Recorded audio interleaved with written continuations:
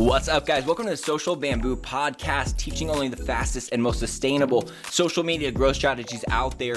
I'm your host, Derek Vidal, and on today's episode, we are talking about how to overcome imposter syndrome. Not only that, but we are going to destroy imposter syndrome, my friends. I am going to give you what I consider the 4 agreements to overcoming imposter syndrome. If you're not familiar with the book, The 4 Agreements, that's essentially where I got this title from. So the 4 agreements is subtitled A Practical Guide to Personal Freedom. Essentially, it's these 4 things that if you agree with them, will essentially free you from negative thoughts that you might have about how others think about you or how you think about yourself. And for me, that's really like my type of information. I love just like, here's a logical reason of why you shouldn't care about what people think about you. And this book really hit home for me. And it reminded me a little bit of imposter syndrome because it really is addressing that same thing of not worrying about what others think about us and also what we think about ourselves. It mostly just comes down to having our self-doubts. We got to be able to overcome them as content creators and as business owners in order to pursue our ideas with confidence.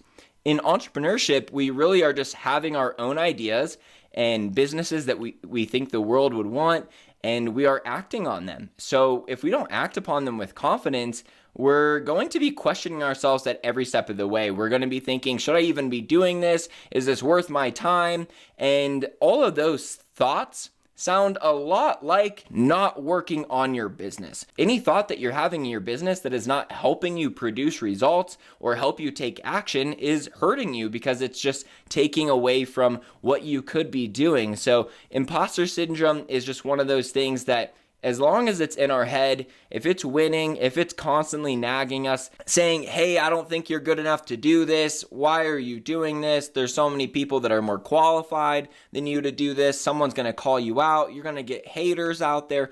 That's essentially what imposter syndrome looks like. Just to look at a more professional definition too, here's imposter syndrome definition on Wikipedia. It says, is a psychological pattern in which an individual doubts their skills, talents, or accomplishments and has a persistent internalized fear of being exposed as a fraud. But recently I came to a higher understanding of imposter syndrome too, because I've been on Clubhouse a lot and I've heard a lot of people asking about imposter syndrome, and there's been a lot of new perspective that I've gained on it, and I wanted to put them together in this piece of content for you. So if you are ready to be more confident in the content that you are producing, to be more focused on your business and less focused about, should I quit? Should I even be doing this? If you want to get rid of those thoughts, then listen up. This is going to be a great episode for you.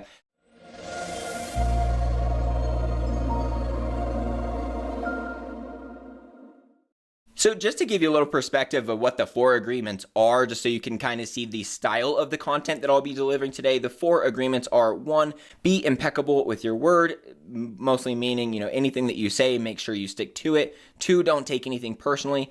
3, don't make assumptions. And 4, always do your best. You guys have probably heard, don't take anything personally in other light before. Don't make assumptions. That's a commonly preached tip. And then always do your best. Of course, you've heard it, but there's something about the way that this book is delivered and that these 4 things all taught at the same time in combination with each other is just extremely powerful. So I can't recommend the 4 agreements more, but that's just to give you a little bit perspective before I go into my 4 agreements to overcoming imposter syndrome. So the first agreement is only teach your truths. At the root of imposter syndrome is someone thinking that they are teaching topics that they're not qualified to teach on. So to get rid of imposter syndrome, don't teach topics that you're not qualified to teach on.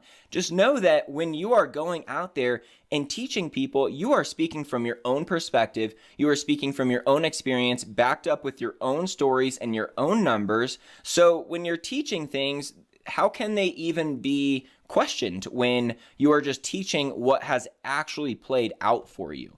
So of course you want to be at a certain level in your business or in whatever hobby or anything that you're teaching. You want to be at a certain level before you start teaching it, of course.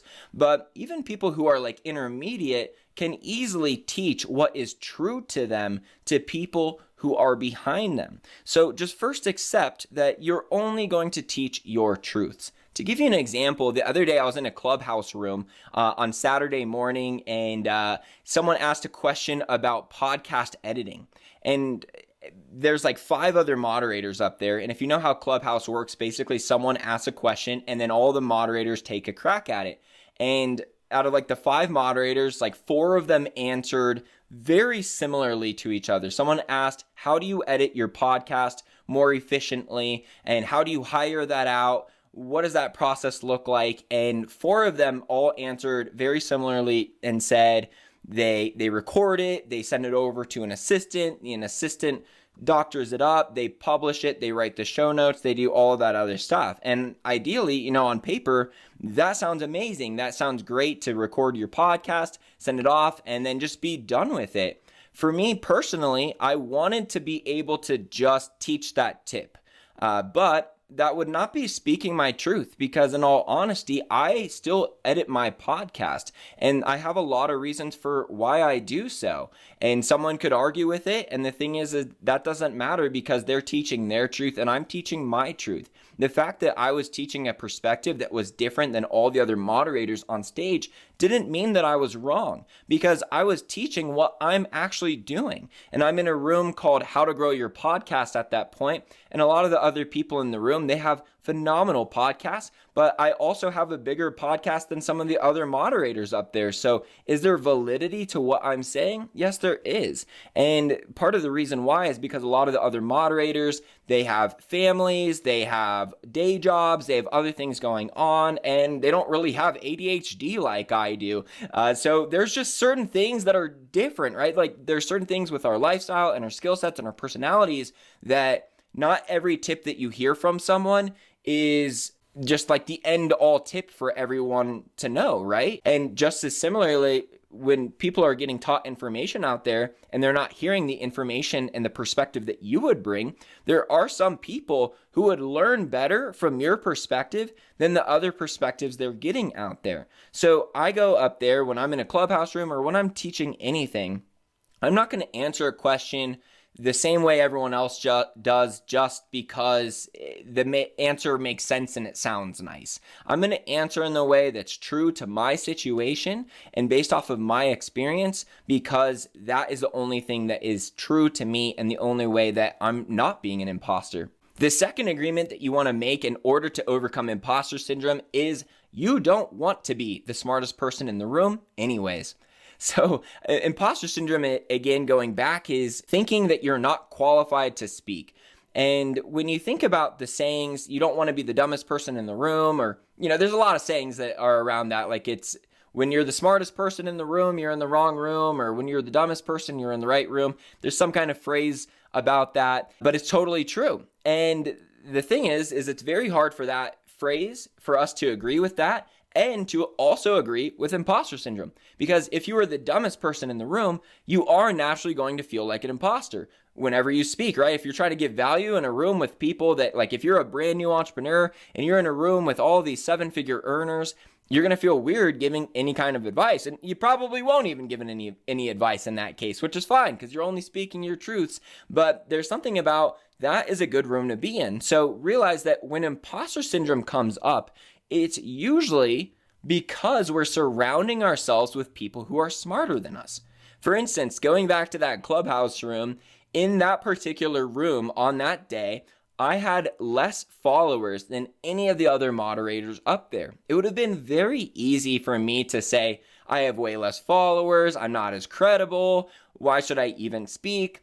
And to a point, I will say, because there's so many professionals around me right here, if there's a question that gets asked that I know one of them is better at answering it than me, then I'm going to let them answer it, okay? I'm not one of these people who's on Clubhouse or in any kind of coaching situation where there's like a panel of coaches, and I'm not just trying to steal the show and give my answer every time. If I've got a good answer, I'm going to give it. If I don't, I'm just going to let whoever else take it. And that's also part of imposter syndrome, is just knowing when you're the professional or not. And I feel like on Clubhouse especially, there's a lot of coaches that maybe they're just doing it to gain followers or because they want the mic. But a lot of times the answer will be given properly and they'll just answer and they'll say the exact same thing, or they'll answer and not really know what they're talking about. And it seems like, you could have let one of the other moderators take that question, but you just kind of wanted to answer for whatever reason. So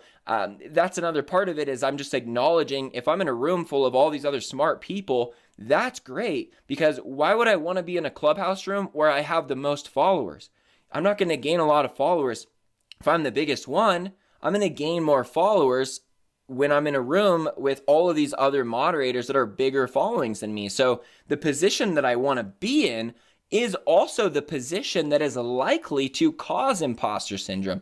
So realize that when you're feeling imposter syndrome, there's a good chance that it's telling you that you're actually in a good spot.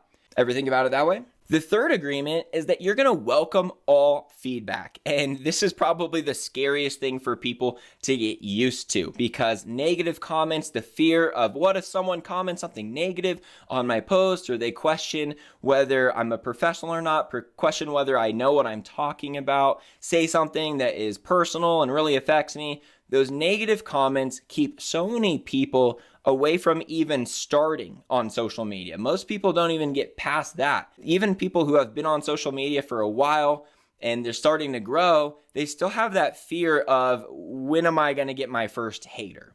And what I can tell you guys is there's nothing that takes away the fear of negative comments more so than getting a negative comment. Sounds weird, right? There's nothing that takes away the fear of negative comments more so than getting a negative comment. What I mean by that is, when you get a negative comment, it usually doesn't make any sense, or it's spelled wrong, or it's from someone with 0 posts and 0 followers, and their username is user285732, and it doesn't affect you nearly as much as you're going to think once you actually get them. Let me show you on my screen here. I've been getting a lot of negative comments recently on my YouTube videos because I've made some rather bearish crypto videos. And by the way, I've been pretty damn right about my crypto crash call so far, especially in the last hour. It's fallen another like 5 to 10%. That's besides the point though. But when I first came out with these crypto videos, it is not what people wanted to hear. I was early to being one to say that crypto was about to crash.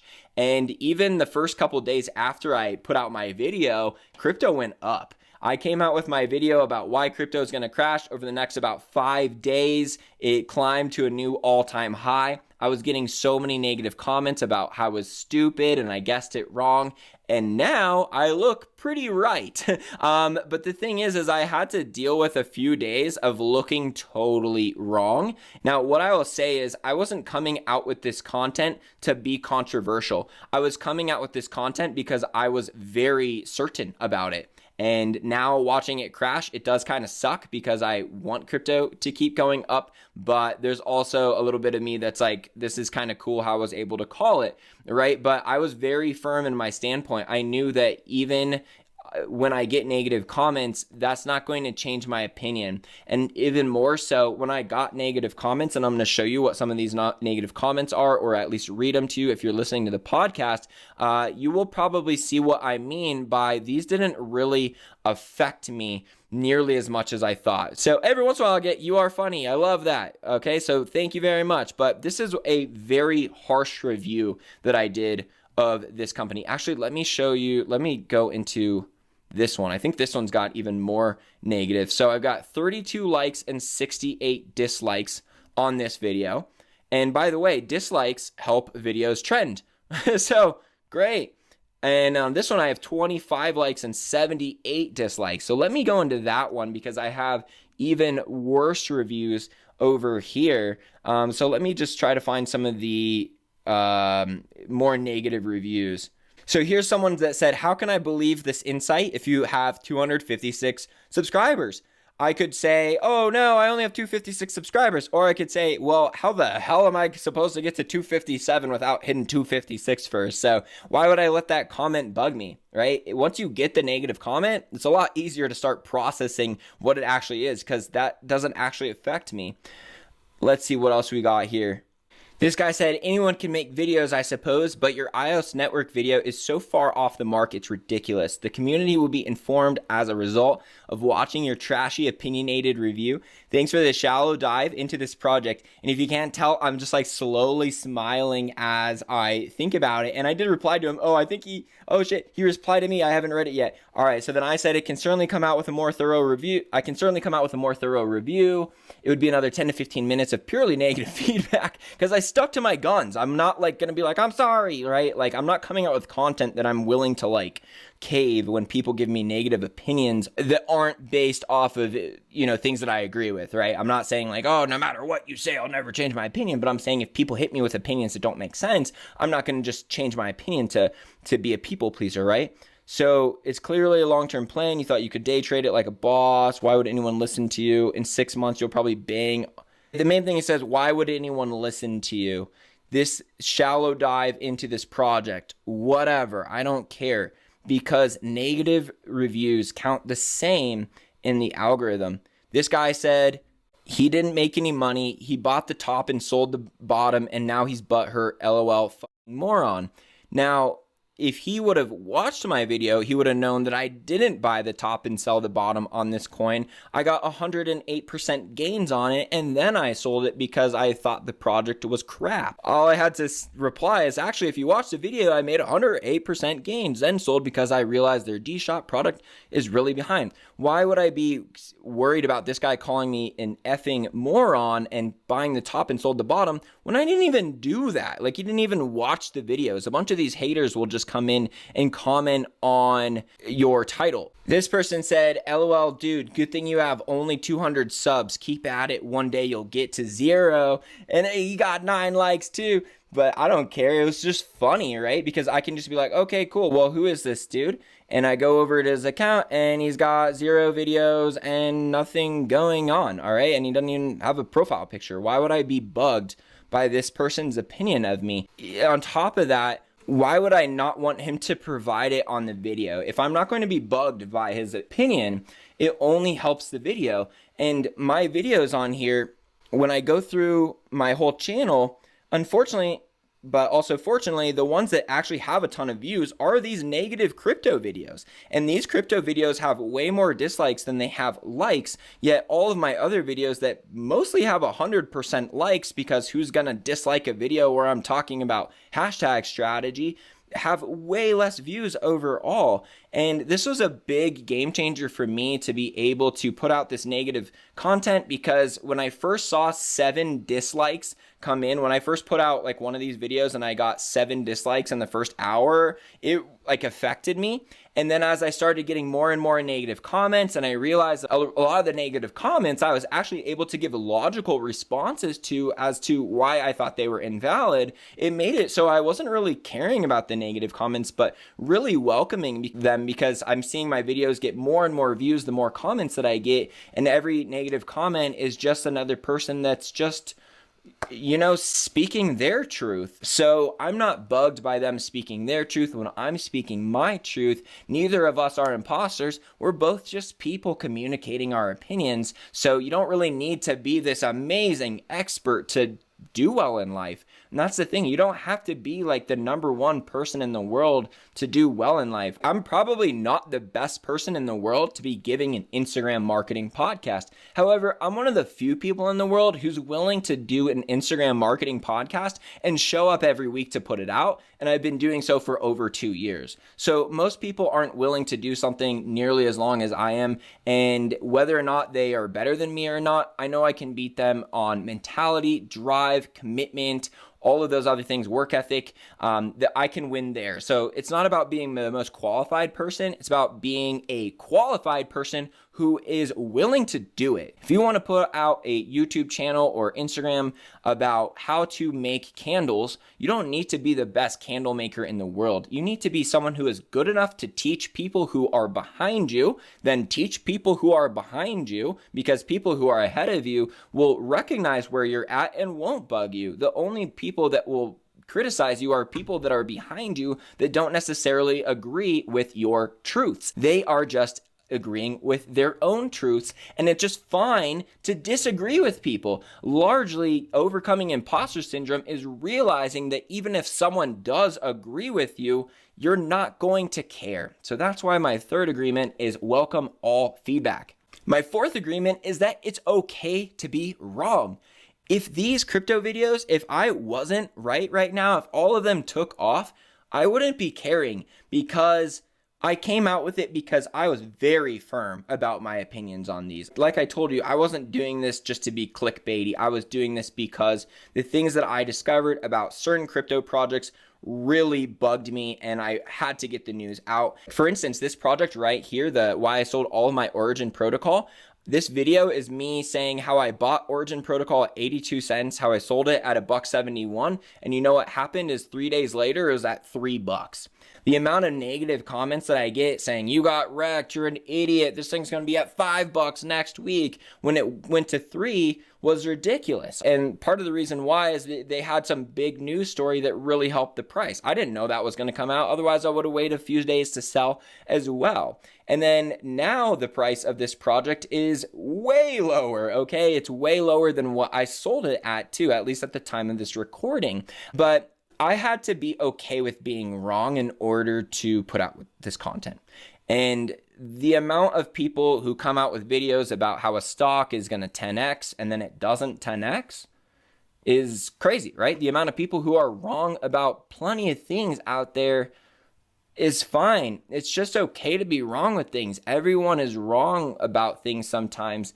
And if you think about, hey, I only want to put out content that I know is 100% going to be correct, it's going to stop you from putting out the level of content that you need to.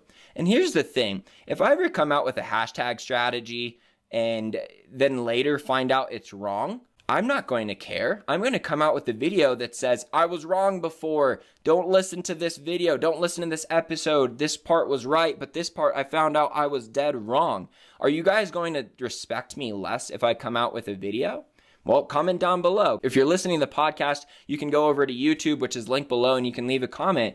If I came out with a video that was, here's why my previous hashtag strategy was actually wrong, or it no longer pertains to the new algorithm, here's what you actually should do, is that going to make you lose credibility in me, or is that going to gain trust because you know that you're listening to someone who is willing to admit their mistakes? Why would you want to listen to anyone who is not willing to admit when they're wrong or to change their opinion when presented with new information? So that is the thing there with imposter syndrome. If you're going to be wrong, that's fine, as long as you are willing to come out and say that you were wrong and give that new information. So I hope that helps you interpret it differently, because even if you are wrong, even if you put out content that, oh, it turns out you were a fraud, you're actually only a fraud if you stick to that. You try to scam people off of making money off of completely false lies. And I would think that pretty much none of you listening to this podcast are actual scammers out there trying to create Instagram accounts to just scam people, trying to be a fake coach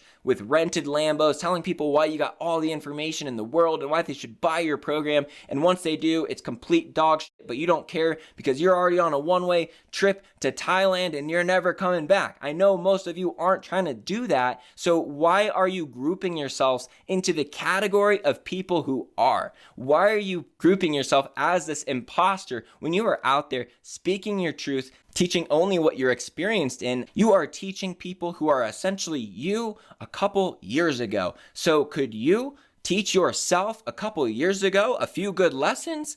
Then why do you feel like an imposter for doing so? That's what's really happening when you're putting out content online. It is finding people who are behind you and are loving to learn it, and you are going to have an amazing personal growth experience just from putting out content. And if you just think about, I just want to get better every single week, and I'm going to put out better and better content, and I'm only in a race with myself, why would you even feel like an imposter when you are just running your own race and speaking your own truths from your own experience?